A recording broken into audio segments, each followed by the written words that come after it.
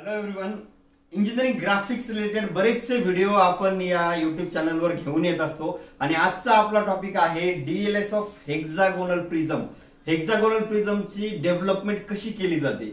दोन वेगवेगळ्या केसेस असतात. रेस्टिंग ऑन कॉर्नर एक असतं आणि रेस्टिंग ऑन साइड्स एक असतं. ठीक आहे. हेक्सागॉन ड्रॉ कसा करायचा, डेव्हलपमेंट कशी करायची, या सगळ्या विषयी इन्फॉर्मेशन या व्हिडिओच्या माध्यमातून आपण घेणार आहोत. चला तर आपण व्हिडिओ सुरू करूयात. सुरू करण्यापूर्वी अक्षय व्ह्यू पॉइंट या माझ्या युट्यूब चॅनलला सबस्क्राईब केलं नसेल तर करून ठेवा, कारण हे जे दोन प्रॉब्लेम्स आहेत हेक्सागोनल प्रिझमचे, दोन कंडिशन्स आहेत, त्या क्लिअरली अॅनिमेशन बेस थोडासा मी यूज करून सांगण्याचा प्रयत्न या व्हिडिओच्या माध्यमातून करणार आहे.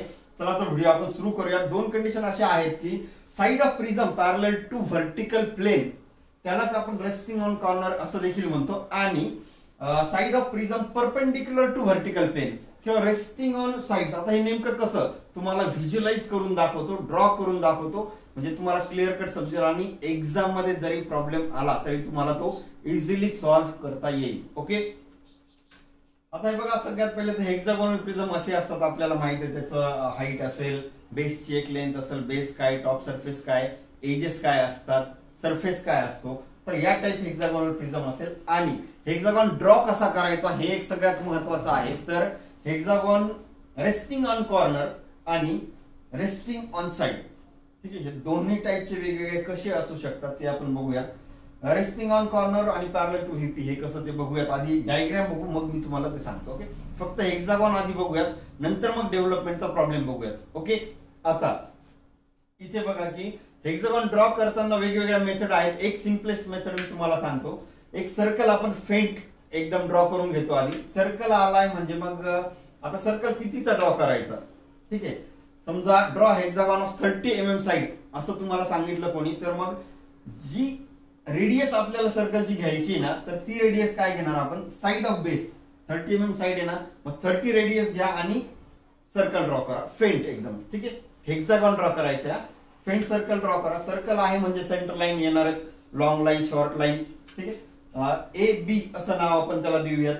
आता त्याचा एक सेंटर पॉइंट असेल बघा, म्हणजे ही जी रेडियस आहे ती साइड ऑफ बेस म्हणजे 30 mm जी एक्झाम्पल मध्ये दिलेली असेल ती, मग कदाचित ती 40 mm असेल तर मग 40 mm चा सर्कल घ्या, 50 असेल तर 50 चा सर्कल घ्या. तिथं 30 दिलंय तर आपण 30 चा सर्कल घेऊयात. ओके, मग आता ही जी रेडियस आहे, ओके, ही रेडियस कंपास मध्ये घेऊन तुम्हाला काय करायचंय की इथे एक आर्क आणि इथे एक आर्क. ठीक आहे, रेडियस कंपास मध्ये घ्या. ए पॉइंट पासून इथे आर्क आणि इथे आर्क, तसंच बी पॉइंट पासून वरती आर्क आणि खाली आर्क. ठीक आहे, बी पॉइंट पासून देखील रेडियस कंपास मध्ये घेऊन वरती आणि खाली आर्क करायचे. फक्त ते आता जस्ट जॉईन करा. हे जे आर्क ए पॉइंट पासून हा आर्क जॉईन करा, बी पासून हा जॉईन करा, हे दोन्हीही जॉईन करा आणि बॉटमला सुद्धा तसंच हेक्सागॉन तयार होईल. हा हेक्सागॉन असेल रेस्टिंग ऑन कॉर्नर. इथे कॉर्नर आहे ना, मग रेस्टिंग ऑन कॉर्नर हा हेक्सागॉन असेल. त्यालाच आपण पॅरलल टू व्हर्टिकल प्लेन असं देखील म्हणू शकतो. ठीक आहे, आपण ते बघूयात. आता रेस्टिंग ऑन साइड हा कसा ड्रॉ करायचा, तर सेंटर लाईन येणारच, ऑब्वियस जी रेडियस आपल्याला घ्यायची तीच साइड असेल हेक्सागॉनची. त्या साइडचा, त्या रेडियसचा हेक्सागॉन तयार करा. ए बी असं नाव द्या. परत एकदा तीच मेथड करायची, फक्त इथं हॉरिझॉन्टल लाईन घेतली होती कॉर्नर बेस साठी, इकडे नाव दिले होते ए बी आणि इथे आर्क केले होते. इकडे काय करायचंय, रेस्टिंग ऑन साइड ड्रॉ करत असताना व्हर्टिकल लाईन घ्यायची आहे. ए पॉइंट पासून रेडियस कंपास मध्ये इकडे आर्क आणि इथे आर्क असे दोन्ही आर्क करायचे या पॉइंट पासून. तसंच बी पासून देखील कंपास मध्ये रेडियस एवढं डिस्टन्स घेऊन हे आणि हे असे दोन आर्क करा. आणि सिम्पली काय करायचं, इथे तुम्हाला ते जसं इथं आपण जॉईन केले एबीसीडी पॉइंट, अगदी तसंच हे सुद्धा पॉइंट जॉईन करायचे. ओके, परत एकदा बघा, हे जे पॉइंट्स आहेत ते तुम्हाला जॉईन करायचे, तर हेक्सागॉन बनेल. हा असेल रेस्टिंग ऑन कॉर्नर आणि हा असेल रेस्टिंग ऑन साइड. ठीक आहे, असे दोन प्रॉब्लेम्स आपण आता बघितलेत. फाईन. तर पॅरलल टू व्हीपी पोझिशन ही असेल, परपेंडिक्युलर टू व्हीपी पोझिशन ही असेल. हे लक्षात ठेवा आणि यानंतरच आपल्याला आता प्रॉब्लेम सॉल्व्ह करता येते. ओके, प्रॉब्लेम स्टेटमेंट असं आहे की hexagonal prism of base side 30 mm and height 65 mm. Right?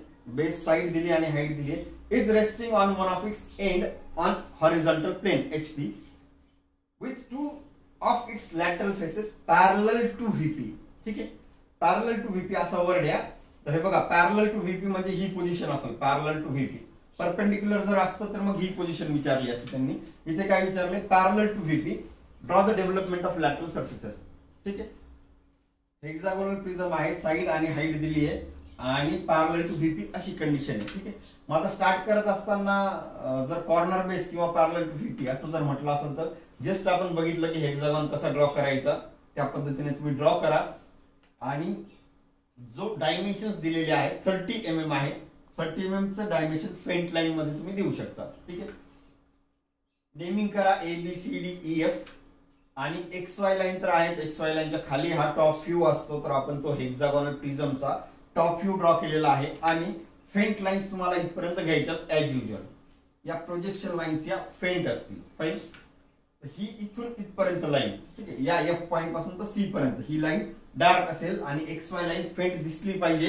एवढं लाईन वर्क, एवढं प्रॉपरली लाईन वर्क तुम्हाला दाखवायचंय, दिसलं पाहिजे. ओके. हाईट जी दिलेली आहे बघा 65 हाईट दिलेली तुम्हाला.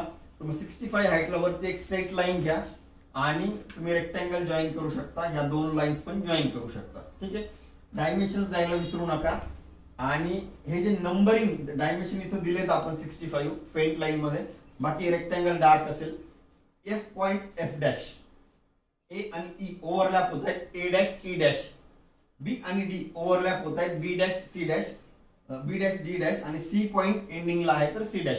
हेच नेमिंग तुम्ही इथे खाली पण द्या. ठीक आहे. आता टॉप व्ह्यू आणि फ्रंट व्ह्यू असे नेमिंग तुम्हाला द्यायचे. डायग्रामच्या सेंटरला द्या पॉसिबल इथे. ठीक आहे. आता जसं आपण डेव्हलपमेंट केलेली आहे, आपण स्क्वेअर प्रिझमचा देखील प्रॉब्लेम बघितलाय, डेव्हलपमेंट ऑफ पेंटॅगोनल प्रिझमचा देखील प्रॉब्लेम बघितलाय. ते बघा म्हणजे तुम्हाला हे पण इझी जाईल. ओके. आता इथे डेव्हलपमेंट करत असताना फ्रंट व्ह्यू टॉप व्ह्यूच्या पोझिशन झाल्यात. ओके. आता या पॉइंट पासून एक फेंट लाईन पुढे घ्या. ठीक आहे. आणि एक स्ट्रेट लाईन इथे द्या. ही जी हाईट असेल तीच पॅरलल एक स्ट्रेट लाईन येईल. डेव्हलपमेंट मधली जी हाईट असेल ती. पहिलं डिस्टन्स 30 mm दिलाय ना, मग 30 mm चं पहिलं एक डिस्टन्स तुम्ही घ्या. आणि डेव्हलपमेंट कम्प्लीट ड्रॉ करत असताना हेक्सागोनल प्रिझम आहे म्हणजे 6 sides. Okay. Pentagonal prism 5 side, hexagonal prism 6 side. इथे हेक्सागोनल आहे तर 6 साइड्स आहेत. मग 30 × 6 6 वेळेस तुम्हाला ही लाईन ऍडिशन करायची म्हणजे 30 30 30 30 30. तुम्ही नेमिंग नंबरिंग पण करू शकता ABCDEF आणि A. हा प्रत्येक स्लॉट 30 चा असेल. तिथपासून तुम्हाला वरती एक लाईन करून मग एक आपण म्हणतो रेक्टँगल तुम्ही बनवू शकता. आणि हे जे डायमेन्शन्स आहेत इथे डायमेन्शन्स तुम्हाला द्यायचे. 30 × 6 जे काही होईल ते डायमेन्शन तुम्हाला तिथे द्यायचे. Point A up to the F नंतर परत एकदा A ला ते एंडिंग होईल. कारण 30 चे स्लॉट हा लास्ट स्लॉट पण जो असेल F नंतर A पॉइंट द्यायचा. आपण ओपनिंग इथून केली ना मग क्लोजिंग पण किंवा एंडिंग पण A अशीच होईल. ठीक आहे. DLS ऑफ हेक्सागोनल प्रिझम आणि हे डायमेन्शन हे 30 आहे तर हे टोटल 180 हेक्सागोन आहे म्हणजे 30 × 6 180 असं ते येईल. ठीक आहे. या कम्प्लीट डायग्राम मध्ये डार्क हेक्सागोन असेल, या लाईन सुद्धा डार्क असतील. डेव्हलपमेंट मध्ये पण प्रत्येक लाईन ही डार्क असेल आणि dimension lines projection line faint असतील. Projection line faint, dimension line faint, इथून इथपर्यंतची लाईन सुद्धा फेंट. ओके. आता हे बघा हे काय कॉर्नर बेस आहे किंवा parallel to VP, parallel to XY line किंवा parallel to vertical plane. Okay. किंवा कॉर्नर बेस असं आपण याला म्हणू शकतो.